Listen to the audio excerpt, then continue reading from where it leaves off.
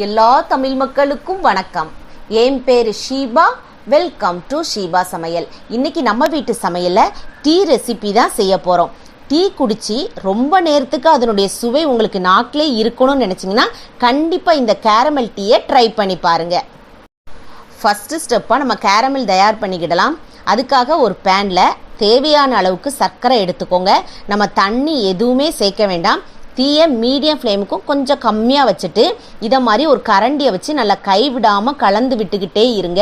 அந்த சர்க்கரை எல்லாம் நம்மளுக்கு கொஞ்ச நேரத்தில் உருகி வர ஆரம்பிக்கும். இந்த கேரமல் தயார் பண்ணும் போச்சில் நீங்கள் மைண்டில் வைக்க வேண்டிய ஒரு விஷயம், அது ரொம்ப டார்க் கலரில் மாறிடக்கூடாது. அப்படி மாறிச்சு அப்படின்னா உங்களுக்கு கசப்பு சுவை வர ஆரம்பிச்சிடும்.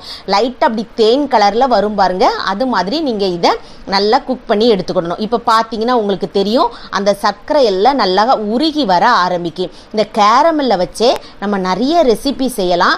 அதில் மிக முக்கியமானது என்னன்னு கேட்டிங்கன்னா இந்த டீ ரெசிபி. ஒரு டைம் ட்ரை பண்ணிட்டீங்க அப்படின்னா அடுத்த முறையும் இதே மாதிரி ட்ரை பண்ணி குடிக்கலாமான்னு தோணும். அந்த அளவுக்கு டேஸ்ட் வந்து ரொம்பவே பக்காவாக இருக்கும். இப்போ பாருங்கள், அதனுடைய கலர் வந்து லைட்டாக அப்படி சேஞ்ச் ஆகுறது தெரியுது. கையை மட்டும் நீங்கள் எடுத்துடக்கூடாது. அதாவது கரண்டியை வச்சு விடாமல் நல்லா கலந்து விட்டுக்கிட்டே இருக்கணும். இப்போ பாருங்கள், நல்லா இந்த அளவுக்கு உருகி வருது.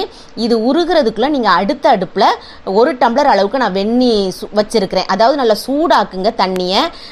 3 டம்ளர் நான் ஃபுல் க்ரீம் மில்க் சேர்க்கறதுனால 1 டம்ளர் அளவுக்கு நான் தண்ணியை சூடாக்கியிருக்கேன். நீங்கள் எந்த அளவுக்கு பால் சேர்ப்பீங்களோ அதுக்கு தகுந்ததுபடி தண்ணியை நீங்கள் சூடாக்கிக்கோங்க. இப்போ நான் 1 டம்ளர் அளவுக்கு தண்ணியை நல்லா சூடாக்கி சேர்த்துருக்கிறேன்.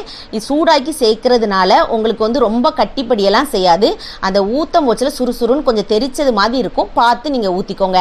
அதனுடைய கலரை பாருங்களேன், எந்த அளவுக்கு செம்மையாக இருக்குல்ல, ரொம்பவே சூப்பராக இருக்கும். இப்போ நல்லா கலந்து விட்டுக்கோங்க.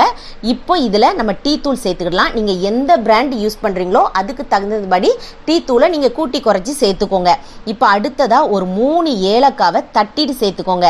தயவுசெய்து நீங்கள் ஏலக்காய் தூள் சேர்க்க வேண்டாம். அந்த நேரத்தில் ஒரு 2-3 ஏலக்காவை தட்டிட்டு சேர்த்தீங்கன்னா அதனுடைய மனம் வந்து ரொம்பவே நல்லா இருக்கும். இப்போ ஒரு சிலருக்கு பார்த்தீங்கன்னா டிகாஷன் நல்லா ஸ்ட்ராங்காக இருந்தால் பிடிக்கும், ஒரு சிலருக்கு லைட்டாக இருந்தால் பிடிக்கும். அதை பொறுத்து தான் நீங்கள் டிகாஷன் எடுக்கணும். நீங்கள் தீயை வந்து கொஞ்சம் மீடியம் ஃப்ளேம்லேயே வச்சு இதை நல்லா கலந்து விட்டுட்டே இருந்தீங்கன்னா டிகாஷன் எல்லாம் நம்மளுக்கு நல்லா ஸ்ட்ராங்காக இறங்கி வரும்.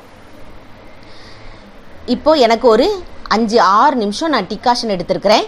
இப்போ அடுத்ததாக இதில் பால் சேர்க்க போகிறோம். பால் வந்து கொஞ்சம் வெது வெதுப்பாக இருக்கிறது மாதிரி பார்த்துக்கோங்க. இப்போ நான் 1 டம்ளர் தண்ணி சேர்த்துருக்கிறதுனால 3 டம்ளர் அளவுக்கு நல்லா ஃபுல் க்ரீம் மில்க் தான் சேர்த்துருக்கிறேன். கொஞ்சம் வெது வெதுப்பாக்கி சேர்த்துருக்கிறேன். இப்போ இதை நல்லா கலந்து விட்டுக்கோங்க. பால் சேர்த்து நம்ம ரொம்ப நேரம் கொதிக்க வைக்கணுங்கிறது கிடையாது. அப்படியே நல்லா ஒரு கொதி வரும் பாருங்கள், அந்த சமயத்தில் நம்ம ஆஃப் பண்ணிடலாம். டீனுடைய கலராக இருக்கட்டும், மணமாக இருக்கட்டும், சுவையாக இருக்கட்டும், ரொம்பவே சூப்பராக இருக்குல்ல. நீங்கள் கண்டிப்பாக இதை ட்ரை பண்ணி பாருங்கள். இப்போ நல்லா கலந்து விட்டுட்டே இருந்தோம் அப்படின்னா இந்த அளவுக்கு ஒரு கொதி வந்துருச்சு. இப்போ இந்த சமயத்தில் நீங்கள் ஸ்டவ்வை ஆஃப் பண்ணிடுங்க. ஆஃப் பண்ணிவிட்டு நம்ம வடிகட்டிட்டு சர்வ் பண்ண வேண்டிதான். இந்த டீயை பொறுத்த வரைக்கும் நம்ம ஒரு நேரம் ட்ரை பண்ணிட்டோன்னா அடுத்த நேரமும் குடிக்க தோணும். எதுக்குன்னா குடிச்சு முடிச்சதுக்கு அப்புறமும் அதனுடைய சுவை வந்து நாக்கிலே இருக்கும். சாயங்கால வேளையில் இதை மாதிரி டீ போட்டு பிஸ்கட்டோட பரிமாறி பாருங்க, அவ்வளோ ஒரு சூப்பராக இருக்கும். கண்டிப்பாக உங்கள் வீட்டில் கேரமல் டீயை செஞ்சு பாருங்க. செஞ்சு பார்த்து உங்கள் ஃபீட்பேக்கை கமெண்ட் பாக்ஸில் சொல்லுங்கள். வீடியோ பிடிச்சிருந்தா லைக் பட்டனில் தம்ஸ் அப் கொடுத்துருங்க. தம்ஸ் அப் கொடுத்த கையோடு உங்கள் ஃப்ரெண்ட்ஸ் ஃபேமிலியோடு ஷேர் பண்ணிடுங்க.